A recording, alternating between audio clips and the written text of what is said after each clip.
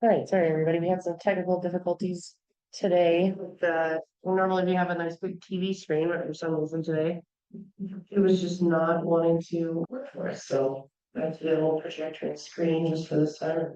On some troubleshooting over the next month. Hopefully we can have a nice big fancy TV working again by October. So anyway, September meeting of the Big Hole Watershed Committee. We'll start with introductions like we always do. I'm Tana Lynch. I'm the Associate Director of the Big Hole Watershed Committee. And Pedro is joining us. Let's go to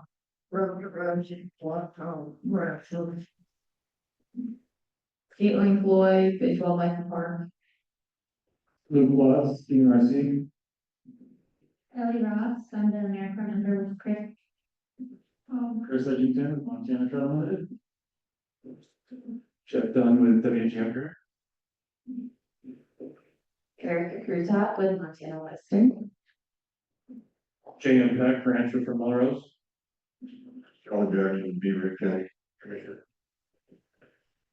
Philadelphia Citizen Committee. Jim Keenan with the Reciprocal Water Utility. Julie Downey with the Intermountain West Joint Venture. More Church Grant. Jim Hagenmark for Rancho Planning. Tom Board, Butte. Ben Dover, Butte. All right, you're on Zoom.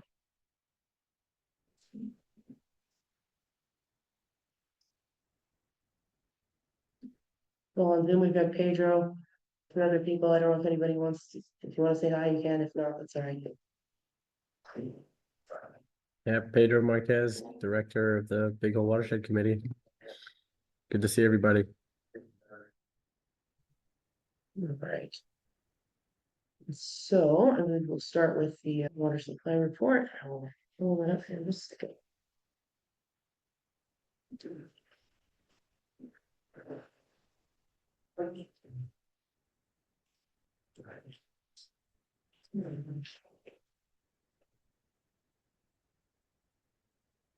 Yeah. So I am Luke Watts, I'm the hydrologist for DNRC on the Meadows River. This is the streamflows precipitation report for the month of September.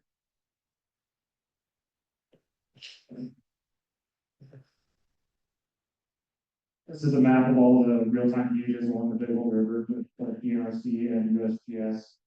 All of our DNRC real-time gauges are found on the DNRC stage website. That link right there. All these sections are broken up within the job plan for those who don't know. And I'll have the status of the job plan for each section. So this is section 1.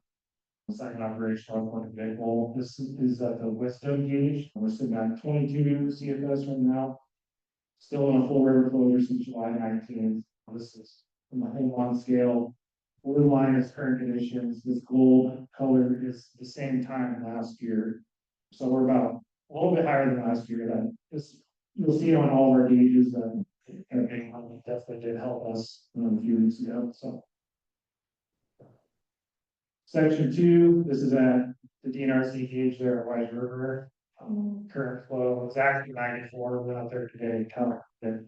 So it's a little bit under that river closure and still in full river closure since August 23rd. Section 3, this is at Maiden Rock, so section 3 and section 4 both opened yesterday. So they both opened September 16, current stream flow is 185 CFS. Section 4 is 2 gauges, Melrose and Glen. Melrose is at 168 CFS and Glen is at 192. Section 5, this is at Big Hole River, below Hamilton Ditch. It's at 101 CFS. This has been closed since July 23rd. This is the current precipitation in the Big Hole Basin. We're trending pretty well a few weeks ago. The last time we've had for the last 2 weeks is definitely bumped up. So 90% for the year so far. This will go until October 1st, and then it'll reset into the next water year. The only site that's really bringing us down is Saddle Mountain, so that's that northwest side of the valley there in the Beaver Heads, and then the creek, which is in the Pioneers. It's the 2 week temperature outlook. We're likely going to be leaning above average temperature, but also above average precipitation.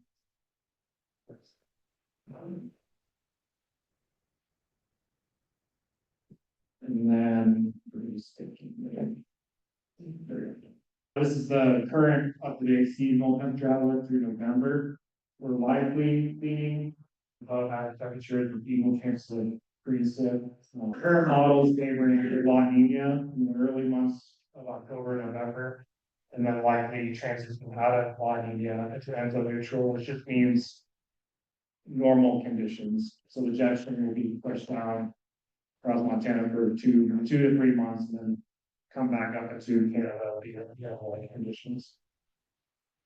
Next one. This is the current drought monitor, the US drought monitor. Hasn't changed since last month. We're still in severe drought for most of the time. So that's it. Any questions from anybody? Thank you. I mean, hey Joe, you're next, director's report, let me just pull that up.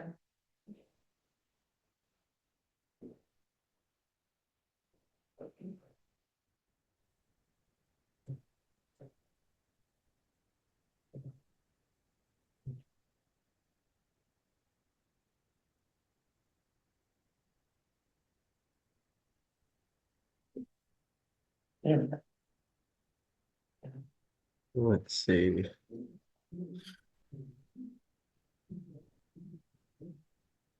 I don't quite see it yet. Did you switch it, Tiana? Yeah, we're seeing it. Oh, it's like in the share. Someday I'll figure this. I know it, right? It's the same thing. Great. All right. Well, thanks everybody. If you can hear me okay. Well, the biggest, most exciting news right off the top here is we've made a big leap to bring on 2 excellent new staff members. We've been talking about both of them a little bit throughout the year. Carly Netzel has been a contractor with us, getting some content developed, and has just shown herself to be an excellent communicator, science communicator. So she is coming on part-time still through the rest of this year, and then bringing her on full-time in 2026 to be producing consistent content for us. Science communications just increase the amount of engagement that we can do with the general public through all of our online platforms. Tana will show off a little bit of some of the other stuff that she's been able to do. So that'll really just boost our ability to reach people and communicate all the great stuff like what we'll hear about this afternoon to the public more often, and make sure that the narrative of what the Watershed Committee does gets out there before other narratives tend to take people's attention. And then Nolan Salix, who has been kind of the staple of the conservation community here in Southwest Montana for the last 5 years with the youth employment program. He built up a heck of a program down there. And so we were bringing him on as a restoration specialist. He'll be sort of decreased hours in the wintertime and then almost full-time through the field season. Nolan brings a ton of enthusiasm and skills in on-site project coordination, and we'll keep our restoration program pipeline chugging along and flowing. He knows all of the low-tech stuff that we do, that Ben was doing, brings Ben level stoke to the job, which I'm really excited about. He's great with teams on the ground and knows how to run projects, and has a lot to learn, I think, with some of the bigger projects and heavy equipment and some of the other aspects of the work that we do. So with the 2 of these folks, what that does for me mostly is really allows me some breathing room to focus on this watershed planning work that I really want to dive into. Have been doing slowly, but we'll have more time and availability to really work on that stuff over the next 1.5 years. So the 2 of them are not in the room because they are at the Montana Watershed Coordination Council's symposium out in Billings. We thought it'd be a great idea for the 2 of them to be out there and start getting immersed in this world and meet folks in other organizations. So you will meet them shortly. On the funding side of things, just wanted to put in there that There's just been a lot of work going out, so we have a lot of invoices set to come in and some bills to pay, but things are looking good and our projects are chugging along. I'll talk a little bit about those here in a minute. We are scoping new work now with some planning grants. There's the RDG planning grant is out right now and available. From our conversations with WGM Group, we see some viable continuation of the work that they've already started. So we'll be working with Jeff and his crew to put together some proposals that of the things that they really see where they see some daylight and some road ahead to explore. We want to keep them going. There's an opportunity with the National Forest Foundation that emphasizes public engagement and will help us with our high meadow storage restoration work. You'll see some of what that looks like with Jeff here later today. And then the Bureau of Reclamation has a water storage program available. Chris Edgington, thank you for bringing that to my attention. I think that would fit really nicely with continuation of the Bureau of Mines Managed Aquifer Recharge Study. They're also seeing enough daylight so far in the feasibility study that they're doing that might be worth looking at that for a continuation of their efforts.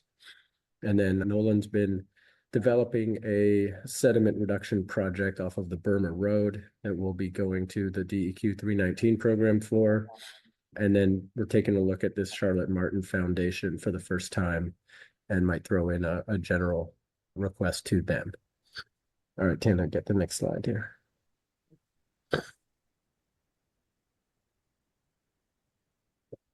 Okay, on some of the communication front, you all may have seen the letter that I co-wrote with Seth Wilson of the Blackfoot Challenge, and this was with a lot of support and input from the steering committee. Thank you all for this. This was one that, the Watershed Committee, it's not our first thing that we like to do, going out and getting out into the public and putting out a piece of press, but between us and the Blackfoot Challenge, we felt the need to respond to the lawsuit that was filed against FWP for not calling their Murphy rights across the state. That approach really would have been a pretty heavy-handed way at getting water in the river. We know from the last couple of years, FWP has come to us and discussed the idea of calling Murphy rights here in the Big Hole, and became very clear to them that would really be it wouldn't lead to really much water going into the river whatsoever. And it would upend, I think, a lot of the good cooperation and participation that we have going. Our drought plan's not perfect. Not everybody gives back water. Not everybody gives all the water back that they could, but a lot of people do. And we have been able to keep the river flowing this year. And it's worth supporting and backing the cooperation that we have going. Without the cooperation, I think it's everyone for themselves, and heavy-handed approaches will tend to take over. So we felt the need to just get that out there, and as much as we can do, irrigators, a lot of folks are doing a lot for the river, and we hear about it, especially now late season. We hear every time, if there's sprinklers on right now, the optics of that are not great and leads to more tensions. And at the end of the day, all we can do is ask and urge folks, if they can, to change their operations and sprinkle less and stop taking water late season here to let the system recover. On that note, you'll notice that FWP did reopen sections 3 and 4 today for fishing. We had a lot of discussion about that and a lot of differing opinions on whether that was the right move. We did not have consensus within the drought committee about that, but our drought plan does stipulate that FWP does have the regulatory authority to make kind of a judgment call in moments like this. So they were seeing low stream temperatures that were okay for trout. Most of the irrigation shut off, and a spawning closure set to take place on October 1st. And so with that combination of factors is, to put it, it was sort of maybe a gift to fishermen and guides and outfitters, but anyone that wants to still fish before the river closes down in October. So I hope that is recognized by folks, that they didn't have to do that and they did. And we'll be having a lot of discussion about that this winter with the Drought Management Plan Committee and just seeing how this sits with folks. The last thing, BHWC, we signed a letter with other watershed groups, really just urging our federal delegation to maintain funding for the Bureau of Reclamation's Water Smart program. That program in the president's proposed budget is completely zeroed.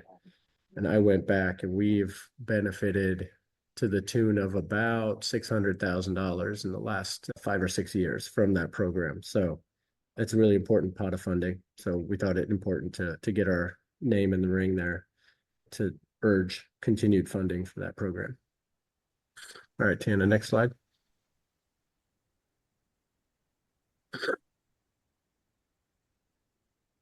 Okay, there's a lot on here. Not much has changed from the last time I put this slide up, but just to give you all a sense of where we're all doing work. I'm not going to go through each one of these, but happy to answer any questions if anybody has any questions about any of these particular projects. Kind of put them starred in to give you a sense of where they're at, whether contracts are underway, completed, or waiting to be contracted. And then one more after that, Tana.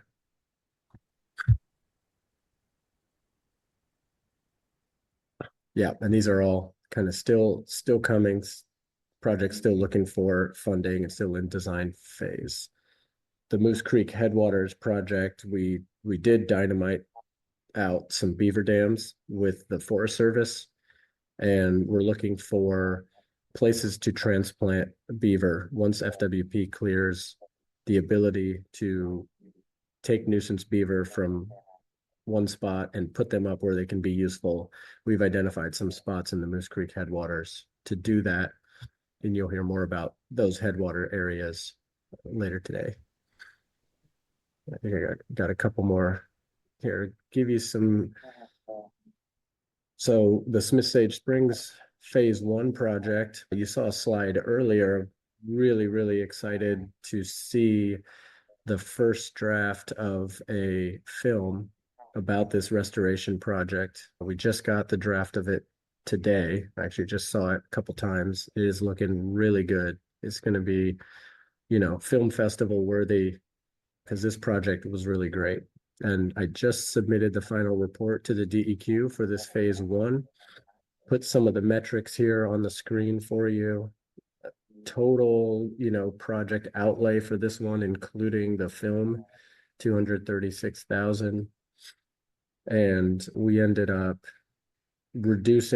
taking about 165 tons a year of sediment out of the stream. This system flows into the North Fork of the Big Hole. Well, it actually doesn't even make it to the North Fork of the Big Hole, but our Phase 2 project will connect this whole system to the North Fork of the Big Hole. And that is under design right now with Confluence Consulting.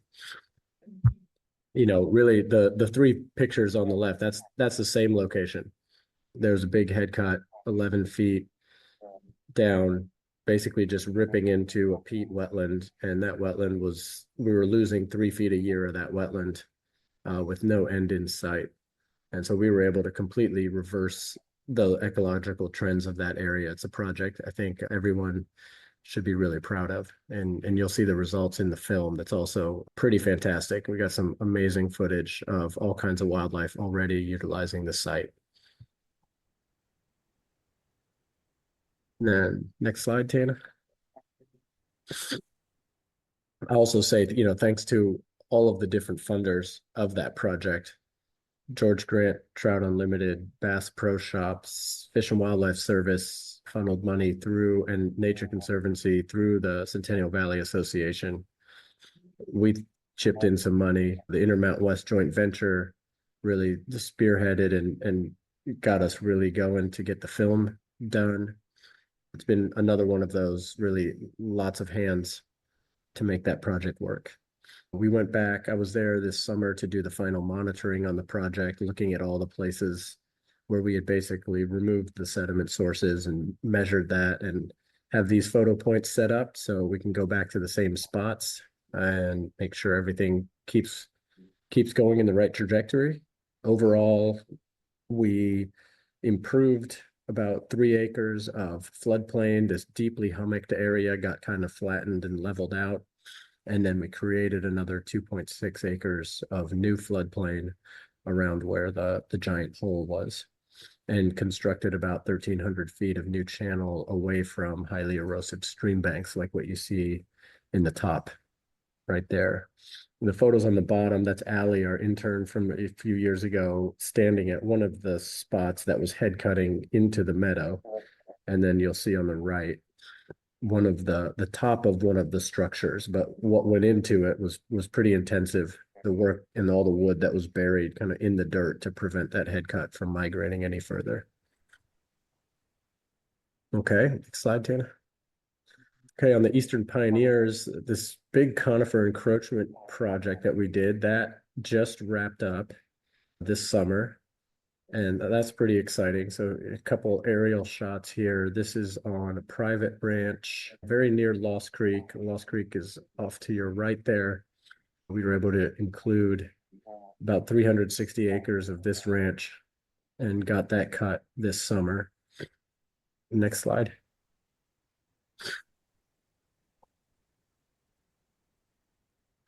And so I got some summary. If you can see, this is just an aspen area on that private ground. And if you look close, you can see all of the lumps, all the big clumps of juniper that were cut out of there.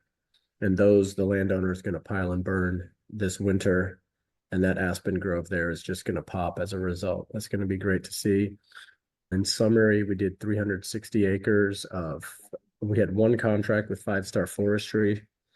360 acres of private ground were cut. We cut 60 acres on riparian areas in the BLM, 677 acres on the BLM in uplands, and another 660 acres on the forest. So, 1,700 acres of conifer encroachment finished all this summer.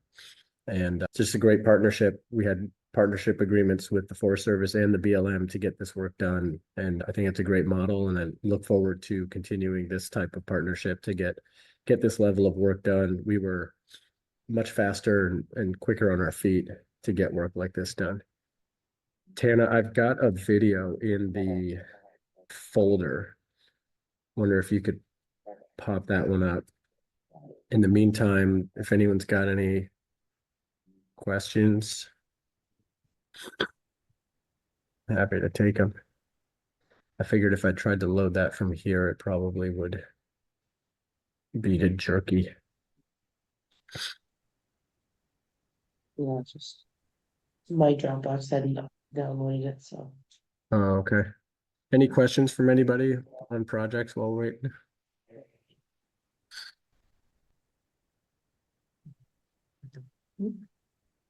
Just wanted to give you a sense. Okay. Are you seeing the video, Pedro? Yeah, I am. This looks great. Does it have audio? No, it doesn't. Yeah, it's just just a minute or so.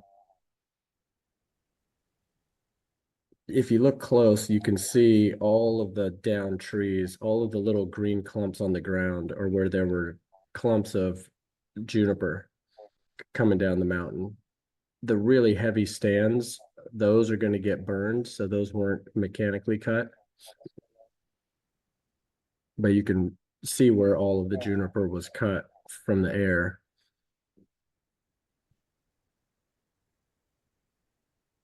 I don't know if is it pretty choppy on your end, or no, it's running pretty smooth. Great. And then this one, is just interesting. As you kind of come down here, you'll see everything on the left is on private ground, and you can see that encroachment and those juniper crawling down the hillside, whereas the hill on the other side of that draw down the middle, those were all cut. So you kind of can see the really stark difference right there between the left side and the right side. You can see all the juniper that was cut on the right and what has not been done here on the left side. So we'll be reaching out to that landowner there and see if he wants the same thing done. This is the type of conifer encroachment we want to get at it when it's at this stage. If you let that go, pretty soon it gets really dense, and the denser it gets, the more expensive it gets to treat. So I think it was a good thing that we got at it when we did. And that does it for me. Thanks, Tanner. I think they do. Oh, wait, steering committee, huh? The steering committee did further have to be meeting. Same role and understanding. Putting on the plan, effective new staff that's going on. And trying to look at our budget, being concerned about it. Also, top line that now. Just how old the river is, and so the list that has come out. And the steering committee is a collaborative. Interested in progress, we get involved in that custom involvement rather with joy with laboratories and many of the works we do to the health of the resource. And we also appreciate Hannah in all the work she's done and all the work the rest of the staff has done. All right. Stand over here so I can operate my slides.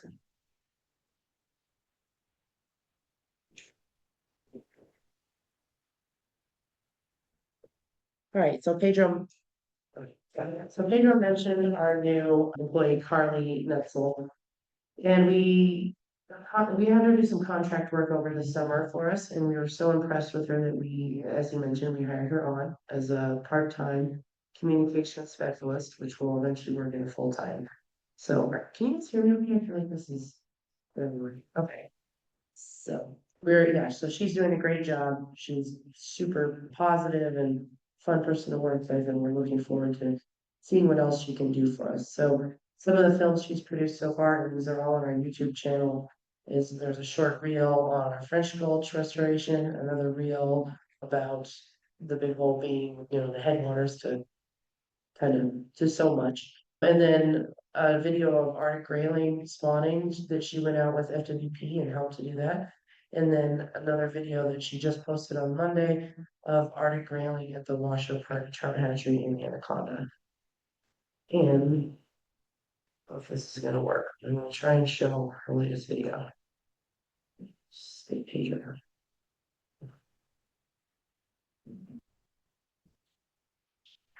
Hang on a second. Should have volume.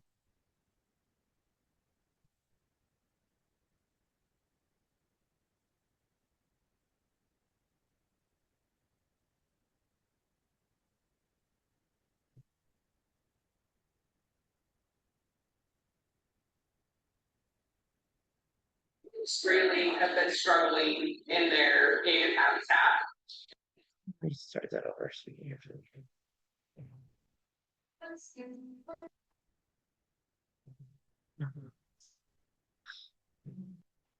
Really have been struggling in their native habitat, and their numbers, reduced.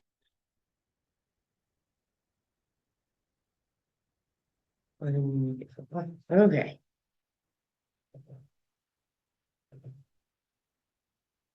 Really have been struggling in their native habitat, and their numbers were, reduced to the point of people becoming concerned. And so this is an opportunity to try to bolster the numbers of red rock storage and grayling back into that habitat. I'm Angela Smith. I'm the hatchery manager at the Washoe Park Trout Hatchery in Anaconda. Currently, in each of these tanks, I have about 20,000 fish, and that's just to make sure we have plenty for places they're going to go. It's really important that there's a lot of genetic diversity in these populations that we're trying to recover. And so by taking eggs from multiple locations and pulling them all together, got the best chance of getting that kind of genetic diversity that's going to be best for the river. As far as feeding, we're feeding live feeds to try to mimic those wild feeding tendencies as much as possible. Again, it's difficult to recreate a wild environment in a hatchery, but we're doing what we can to try to work with the grayling and give them everything that they need to thrive here as best they can. It's fun and challenging to try to meet their requirements as best we can and really get their survival as high as possible here.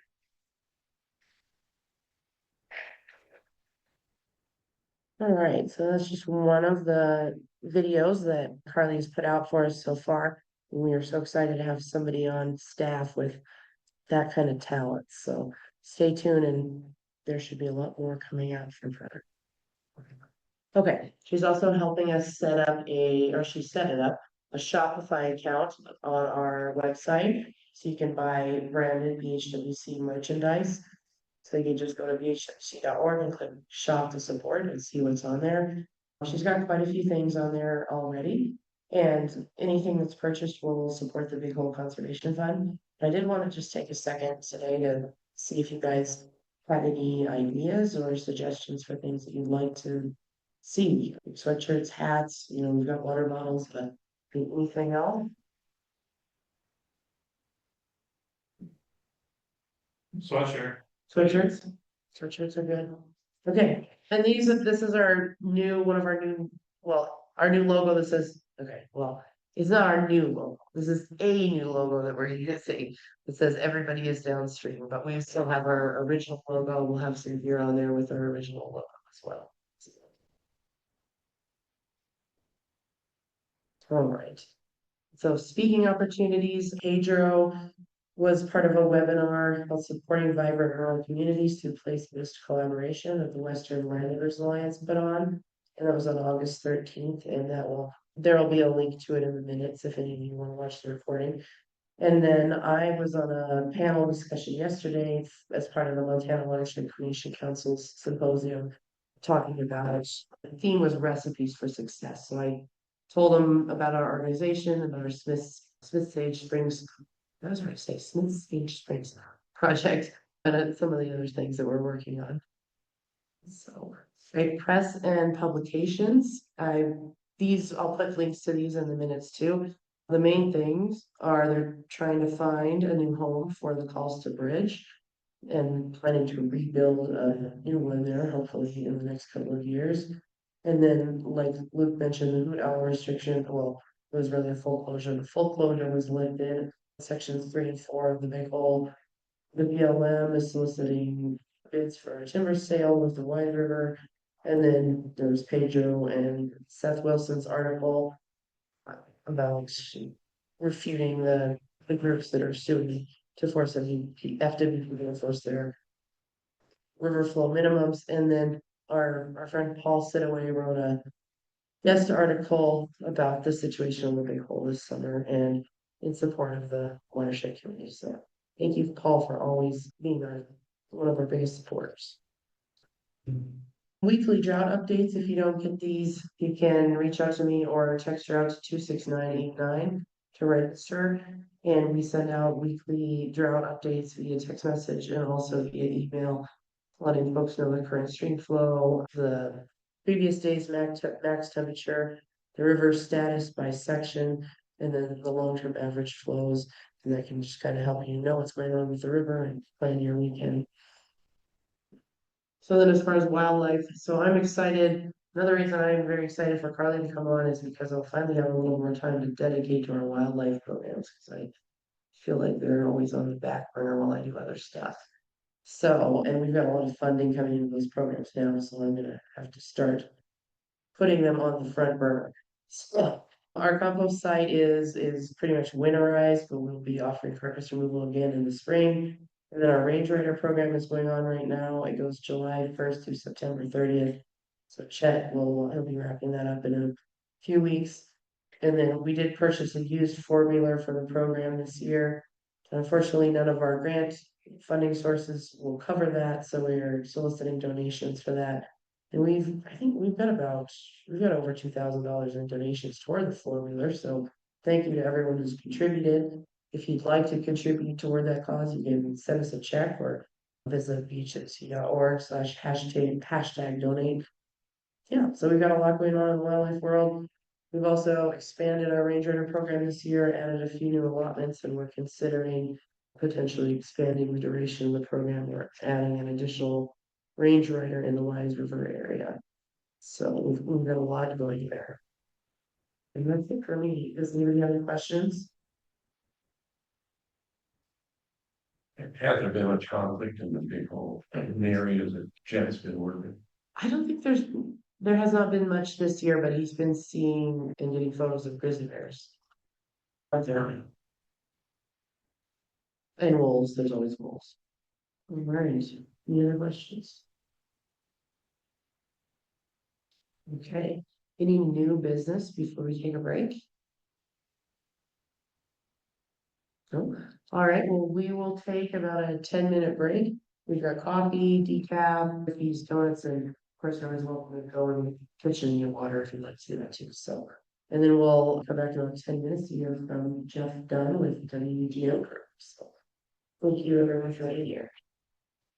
All right, so this talk is water storage opportunities in the big holes of the project we've been working on here this summer and looking to wrap up by the end of November. Next slide. And there are two main kind of components or tasks of this project. One was to try to map and identify high elevation meadows and slope wetlands. And these are kind of the areas where you would trap that water high up in the landscape and let it slowly flow through the landscape.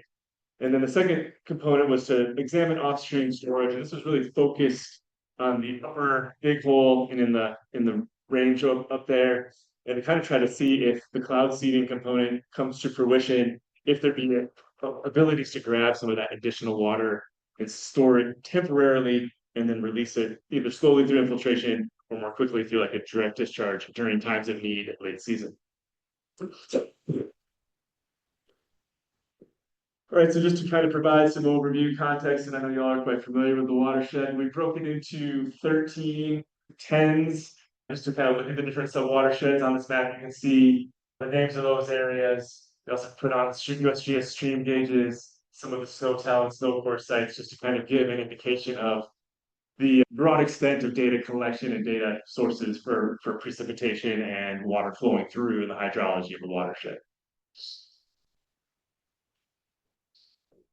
All right, so to kind of get into this, existing data for meadow identification. So how did we go about picking out these high elevation meadows? What does high elevation mean? What's that? There's a whole smorgasbord of GIS and mapping tools, and if some of you have seen and are familiar with this stuff, but you know, good aerial photography, we have good LiDAR and topography. There's been some tools developed called the Valley Bottom Extraction Tool from the Beaver Restoration Assessment Tool, which is BRAT out of Utah State University. This essentially uses that topography to grab the areas that it thinks are the flat bottom, valley bottom areas. It's a little hard to see here, but that's the areas in this greener line here. It kind of overestimates your overall area, kind of in our opinion. And then we looked at the Montana Natural Heritage Program streams and wetlands layer. That's what you see in these more darker green polygons. So kind of maximum extent, maybe the minimum extent. We took some steps from there. Next slide. Great, so we started narrowing down our criteria, right? And we spent some time with Pedro up in the field, looking at these sites on the ground up in Moose Creek. And we're also doing similar work over in the Upper Gallatin. They kind of honed in on sites that are, 5 acres or more to kind of have enough reason to go up there, do some work, and get the ecological uplift that you're looking for in terms of that water, near-term storage. And then we started to define what this elevation band that this would occur in, right? Because in the lower valley, we're already irrigating, we're already applying water, we're spreading it around. And then at some point, super high up, you're strictly in that, snow accumulation, steep slopes, water's running off range.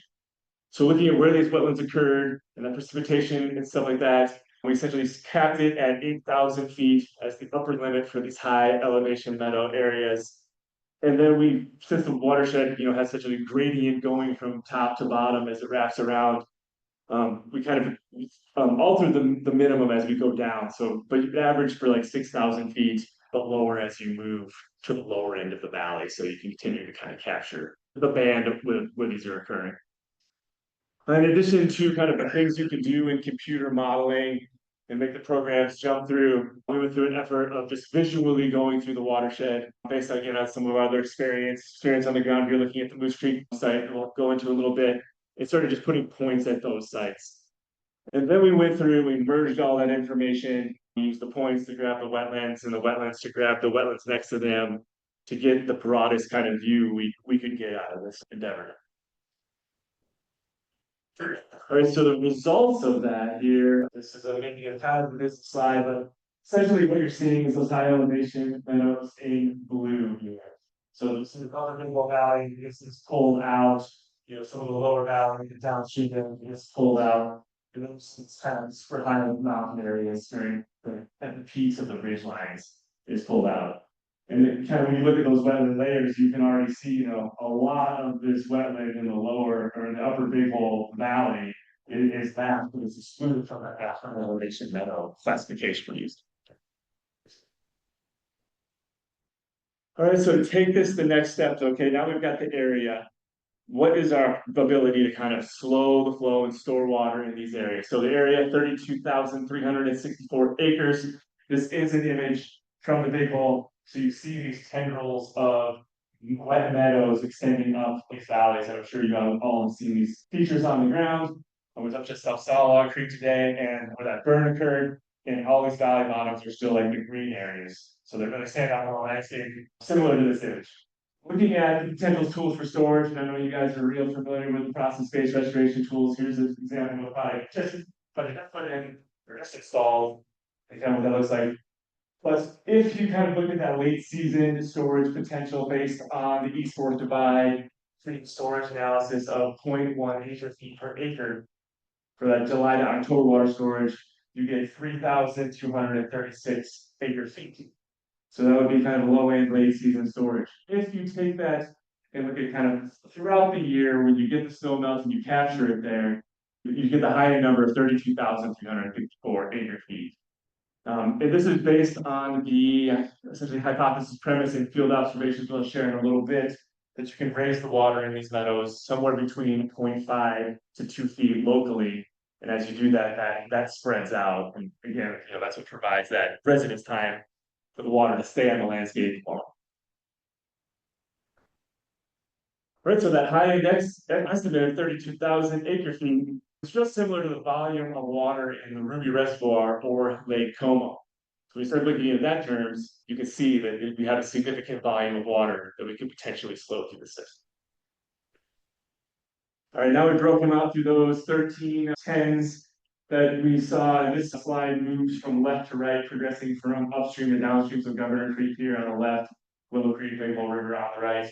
You see some trends in that, some of these great opportunities, Governor Creek, or lots of opportunities, North Fork, Warm Springs Creek, Deep Creek, and Wise River areas. But you also see that, all the watersheds have potential for this. And I think the third trend is that it's going down in the downstream direction as you progress downstream. And I think that should probably make pretty good sense with the upper watershed being in more, large amount of snow accumulation in higher elevation areas and drying out as we move towards the eastern end of the watershed. All right, this is the Moose Creek case study we've been talking about. Pedro mentioned earlier. Here's that smaller watershed outlined here. The color that you saw on the last map is these black stripes here. So this is our high elevation meadows. You can see the valley top down the bottom here, not included. You can see that the Moose Creek watershed goes all the way to the ridge line. And then our mapped area is showing up in these high green, real bright green sections. And then this is some sites, some pictures on the ground just to kind of give you guys visuals of what we're talking about. And I mean, this little waterway, you got to poke around in this meadow a fair amount to find it, or walk around it up long enough where you just actually fell into it. But it's in there, right? There's water coming through here. It's well, you see the shrubs, you see kind of the conifers on the fringe. We got just a few more examples of this to go through. We found a bunch of kind of markers or indication of historic beaver use, including this bunch of willows growing on what appeared to be an old beaver dam. And you see these kind of features when you're out in the landscape. Moving into that upper meadow here, just looking upstream towards the upper end. I think, the point we kind of were, you see it touched on earlier with the conifer removal. And when we see these conifers moving into these wet meadows, it's a sign that they're in like a state of dry. But that gives you a good visual picture of kind of what, the 5-acre meadow will look like. And interestingly, when we got up there, we found still beaver dams. I'll tell you in a second. We also found this term, which looks a whole lot more man-made. And while we don't have any, historical documentation, I put forth that someone a while back had this exact same idea, right? Saw that this was a drying up beaver meadow, and sent some folks up there to dig these dams and plug this thing up. And this thing's pretty visible in the aerials. I'll show you a little bit more at the end. And then this is an example of some of the more natural, the old beaver dams in this area. Looks like they were mostly built by sedge, so they're just kind of showing these rows of mounds. Okay, I got one more of those. Yeah, this one you can see here, kind of the one in the foreground and the one in the background. So just kind of like how the beavers work and build them kind of as they need to go to step those schools up. And then touching on that 2 foot, how much can you raise these things up and store it up? We found these things to be, right exactly at that 2 foot elevation. So kind of proof of the direction where we think we're heading with this. So going back to that original slide, this kind of aerial image. It's the big parts here, walk over here, walk up this meadow, which is what you've been looking at, switches this whole area, heading to that down there. And then when you get up there, you start to really see how the water features in that. So this is that big long berm that appear to be at least partially man-made, which you also see other beaver dam type features. See that one, that thing, routing through where it's been breached. All right, so the last step, and we haven't tackled this one yet, but kind of the goal and to get the output of this, is to prioritize these projects, based on the size of them we talked about, how accessible are they? Some of them are pretty far away from roads and stuff like that. What's the land ownership? Is there existing presence of beaver? And then the upstream drainage area, ability to accumulate water. And then we're, planning to develop, spreadsheet database type thing that highlights potential projects in each sub-watershed to kind of pick various different directions to go to, and have it so you can sort it based on kind of different attributes, right? If difficulty to get to is not your biggest concern, what one's rise to the top. So it'll be a sortable database for various ways to look at things. All right, let me take a drink here. We'll go to step 2. Maybe we stop and talk about that one, or do you want me to breeze through the whole thing before we go on to the next phase? Questions pop up real quick, or? I'd just like to ask Joe Jackson, did he leave? I guess he did. Okay. Lived, how many, was there a lot more beaver dams here 50 years ago? There is up in Pascal, yeah, there's quite a few beaver dams, So it lost the beaver significantly over. yeah. And Lazy Creek too, all area has lots of beavers. Oh, yeah. Great. All right, so I'm kind of the second component of this project is to look at upstream storage in the upper watershed. And so kind of put this graph on here. Obviously, you're probably familiar with this from an old DNRC study. Essentially, you see this is from a well log. This dark line is the normal kind of recharge you see during spring runoff in the well, and then this slacked area is what you see lagging behind is the irrigation induced recharge. So does flood irrigation increase water storage and groundwater movement through the system? Absolutely, right. So looking at upstream storage, big hole summertime flows are heavily influenced by irrigation recharge. It's this late season flow augmentation that we really think is needed to supplement the existing irrigation recharge to kind of get us through that August and September into October timeframe. I think a lot of what's been done on the landscape in terms of developing that flood irrigation network does a whole lot to mimic the natural process. Does a whole lot to create recharge in the upper big hole. When I think about some of the other kind of temperature flow resilient watersheds in southwest Montana. If you have the Yellowstone River, you have Yellowstone Lake at the headwaters, a big body of water that's resilient to temperature shifts. And the Madison is artificial with Hebgen Reservoir. But in the Big Hole, that upper valley, which stands out so clearly in some of these images, is a mirror of those areas in some ways that you can slow the flow and charge that area up and use it as your kind of like high elevation water splicers. We looked at both infiltration, so putting the water into some sort of feature and letting it sink into the ground and come to the river, and surface water discharge, so more of a feature, head gate type feature that you would turn and push that water into the river when you want it. All right, first we'll look at the infiltration and kind of start with this map right here. This is a digital version of hand map that Pedro gave me and our crew that you guys put together, where the various landowners in the upper identified sites where they thought, on the landscape there would be opportunities to build some sort of professional research gallery type thing. We put those on this map. We overlaid it over Bureau of Mines and Geology's recent managed aquifer recharge layer. In that the dark green are high potential, great recharge, water moves too quickly. Light green is mid-range, and then purple are those areas where it's more difficult to move water through for whatever reason, clays, geologic type features.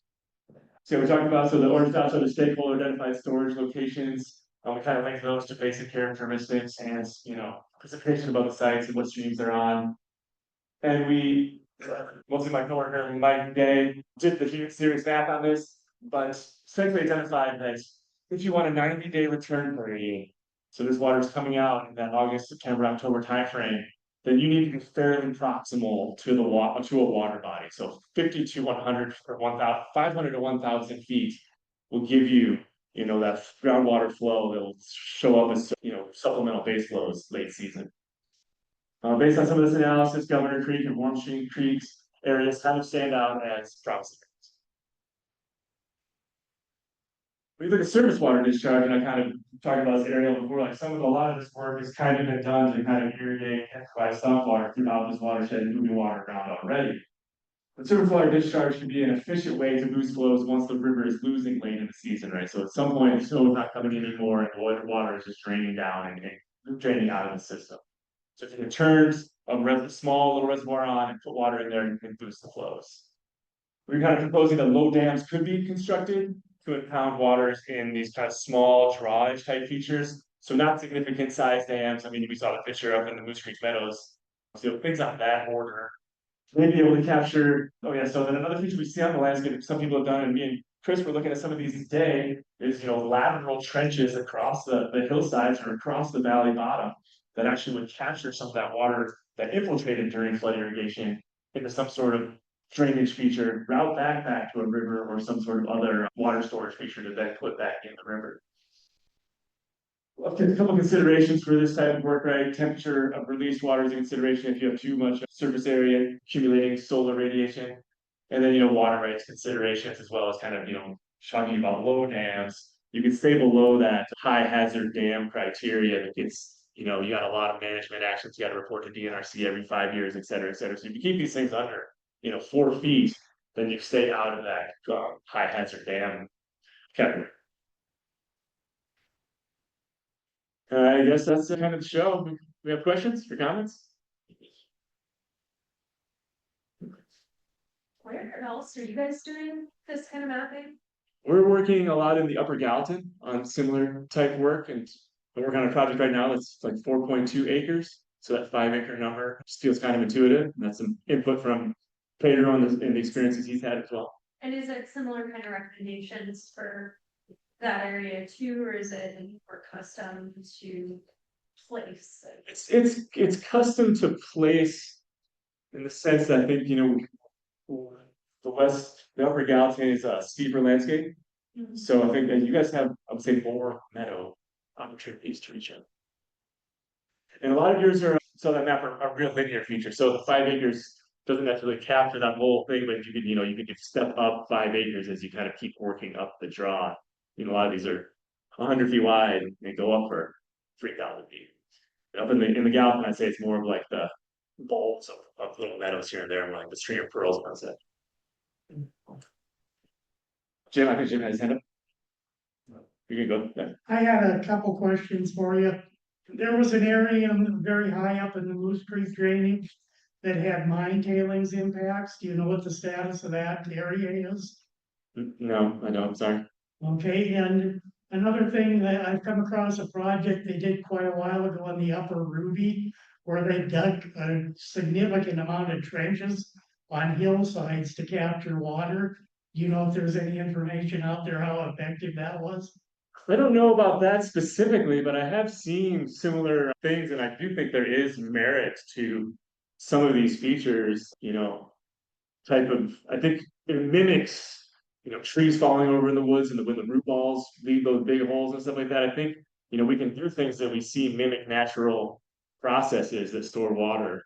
And we can kind of do it on those fall line gradients and try to route that water kind of zigzags through the landscape a little bit. So I think there is merit. I think that's what I was kind of talking about we see some on the ground in the upper big hole, looking at the aerials of these just linear trenches kind of going perpendicular to the flow lines of the ditches and kind of catching, it appears to be catching that release flow and that return flow.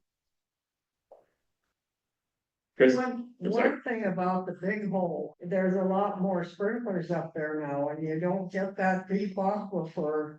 They used to always say it was a dam without a dam, and now it's getting less, and because the water used to last a lot longer up here, just because now that the flood irrigation made a lot of difference. Yeah, I think you're exactly right. And the dam without a dam is a great terminology.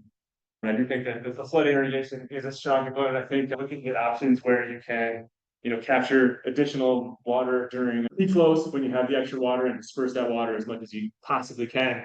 That's when you help increase your late season base flows. Chris. Yeah, you kind of touched on it, but like springtime maintenance flows, we have a pretty difficult time in the upper river reaching those maintenance flows.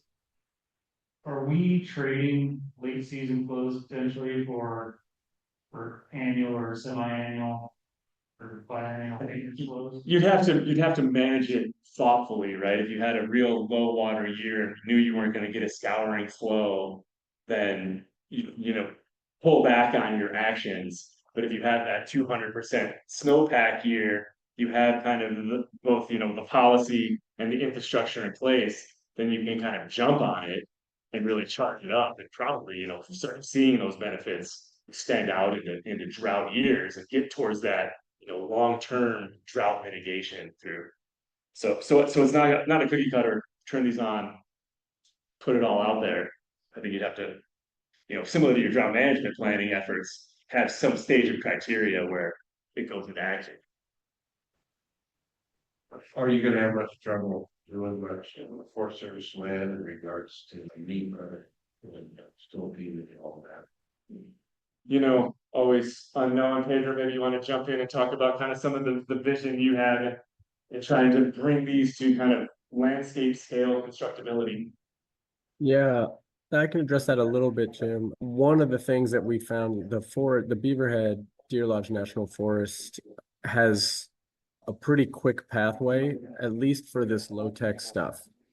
For the high alpine meadow, getting people out there, just plugging up old beaver dams, that type of work we've been told can get cleared pretty quickly. And what this mapping is going to do is give us a large area that we can send to the Forest Service and have them green light work on a larger landscape so that we have, multiple seasons worth of meadows to go send crews out to and get funding to do stuff all at once. Because it's,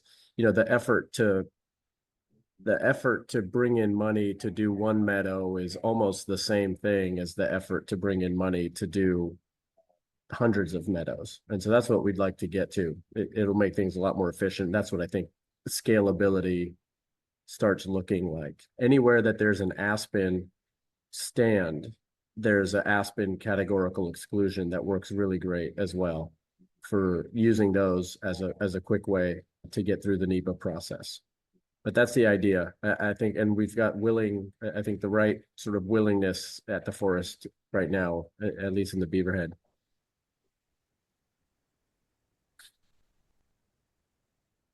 I, Great. Alveda, I'm going to give you a moment here on the mic, touch on anything I may have skipped over or any other insights you had while kind of doing all the mapping work.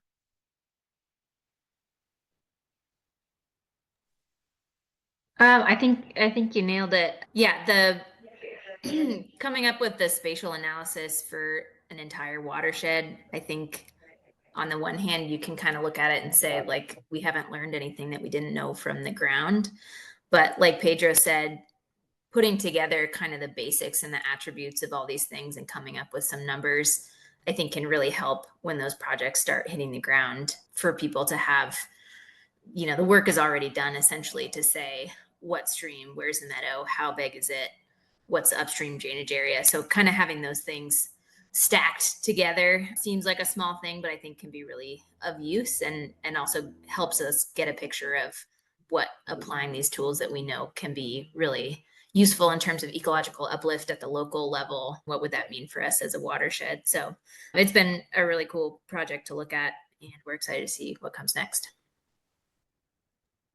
I think it also sets us up. One of the things I've been thinking about is this sets us up to do sort of a comparison. If you look at the high and low estimates that you guys have put together already as comparable to a reservoir, when we can start putting sort of relative costs per unit effort, we can almost get to a point where we're sort of comparing the cost per acre foot, right?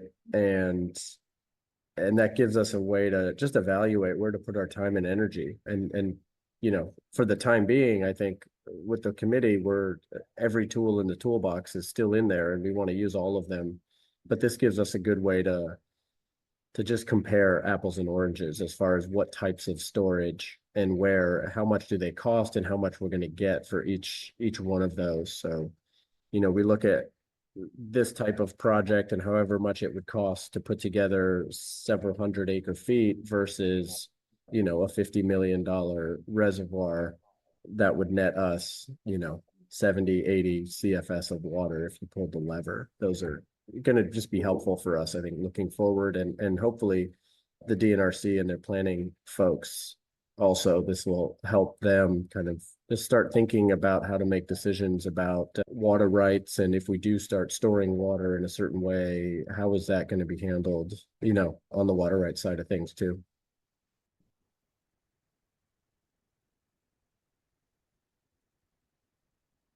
Yep. Yeah, is there any plan for the feasibility of design planning of monitoring like potential inflows that these structures can provide, like quantify how much water can be released once the structure is released? Yeah, I think there's tons of potential to kind of monitor it, and I think that eSport storage analysis provided some kind of first cuts at what that potential might be, but looking at that broader kind of over the entire system and over the entire season, you can glean some good data.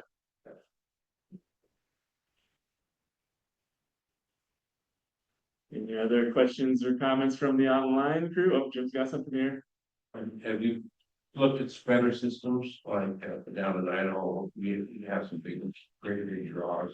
They're not perennial streams, but you have a lot of snow up there that water comes off. You just got a dam roll draws. And I use low gradient ditches going out and then it comes around the end and comes back in. You can go down the draw.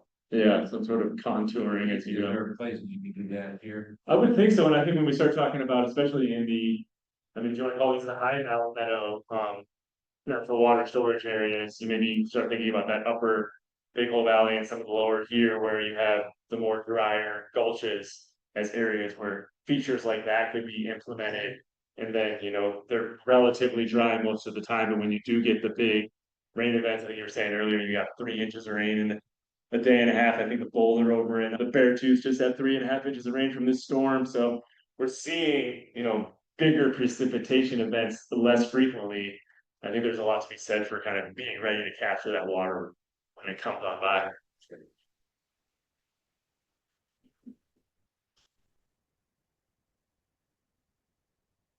Passing away the mic without any more questions. All right, thank you, everyone.